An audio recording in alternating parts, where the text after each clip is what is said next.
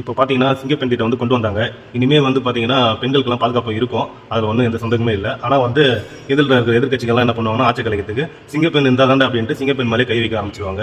வச்சுட்டு என்னடா இது சிங்கப்பெண் திட்டமே சரியில்ல. அப்புறம் எப்படி பெண்களுக்கு பாது கொடுப்பாங்கன்னு சொல்லி ஒரு புதிய பொருளை கிளப்புவாங்க. 2வது பார்த்தீங்கன்னா, யாரா ரோட்ல போறவன் தப்பு பண்ணா கூட அவர் தாவேக்கான்னு சொல்லி முத்திரை குத்தி நியூஸ்ல வர மாதிரி அது நக்கீரன் இந்த மீசெல்லாம் வச்சிருப்பாங்க. திட்டு போய் அவன் ஒருத்தவன். அப்புறம் அதை பத்தி பேசுறதுக்கு சாட்டை. ஓகேவா? அந்த ஒரு மாமா பையன்.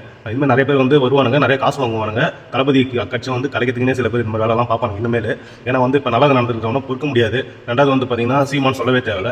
அந்த ஆளு சம பொறாம உதயநிதி இந்த பக்கம் அழுவுறாரு ரூம்ல உட்காந்துட்டு. அதெல்லாம் பொறுக்க முடியாமல் இப்போ பயங்கரமாக காசு செலவு பண்ணி தளபதி விஜய் பேரை எப்படி கெடுக்கணுமோ கண்டிப்பாக கெடுப்பாங்க. அது எந்த சமயமும் இல்லை. வேணாலும் எழுதி வச்சுங்க. இப்போ சிங்கப்பெண் திட்டம்லாம் வந்திருக்கு பார்த்தீங்களா? பெண்களை சும்மாவே விடமாட்டானுங்க. காசு கொடுத்து ஏன்னா ஒரு விஷயத்தை பண்ணுங்க, கலைச்சிட்டே இருங்க, சும்மா இருக்கவே கூடாது அப்படின்ற மாதிரிலாம் கொண்டு வருவானுங்க. இதெல்லாம் மறைமுகமாக நடக்கும். இப்போ கூட பார்த்தீங்க, கரண்ட் எப்படி கட் பண்ணானுங்க, பீஸ் பிடிங்கி போகிறதுலேருந்து ஆளை வச்சு என்னென்னமோ பண்ணாங்க. இதெல்லாம் இந்த மாதிரி நிறைய நடக்கும். அதான் பொறுத்து தான் அவங்க தமிழ்நாட்டில் இந்த வெயிலில் தாக்கத்தோட பார்த்தீங்கன்னா இவங்களோட தாக்கமும் ரொம்ப அதிகமாக தான் இருக்கும். ஏன்னா சூரியன் கரெக்டாக தான் மென்ஷன் ஆகுது என்ன பொறுத்த வரைக்கும். சரிங்களா? அதனால் இருக்கிற நம்ம பசங்க எல்லாமே தாவைக்கால இருக்கிறவங்க சரி, விஜய் ரசிகர்கள் இருந்தாலும் கொஞ்சம் பாதுகாப்பாக இருங்க. நீங்களாம் கையில் வச்சு செஞ்சுருவாங்க.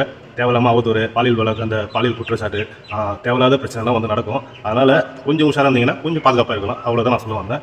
2வது பார்த்தீங்கன்னா, எவனை தப்பு பண்ணாலும் தாவேக்கான்னு சொல்லிடுவாங்க. அவன் கஞ்சா எதனா பண்ணாலும் தாவேக்கா, பக்கத்தில் எதனா ஒரு திட்டு வந்தாலும் அவன் தாவேக்கா, அப்புறம் பெண்கள் கை வச்சாலும் அவனும் தாவேக்கா, எல்லாமே தாவேக்கான்னு சொல்லி மக்களிடையே பொருளை கலப்பி விடுவாங்க. ஆனால் மக்கள் நம்ப போகிறது இல்லை. இருந்தாலும் 24 ஹவர்ஸும் அதான் வேலை. அப்புறம் 2வது சாட்டை மாமா சொல்கிறேன்.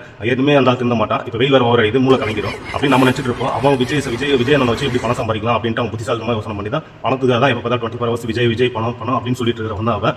அதனால் அவங்க காமெடி பீஸ்னு வச்சிங்களா, அவங்க பணத்துக்காக போகிறவங்க தான். அதனால் பிரச்சனை கிடையாது. இருந்தாலும் நீங்களாம் உஷாராங்க. அதுக்காக தான் இந்த வீடியோ பதிவு பண்ண நினச்சேன். நீங்கள் என்ன சொன்ன நினச்சா கமெண்ட்டில் கண்டிப்பாக சொல்லிடுங்க. Tata bye.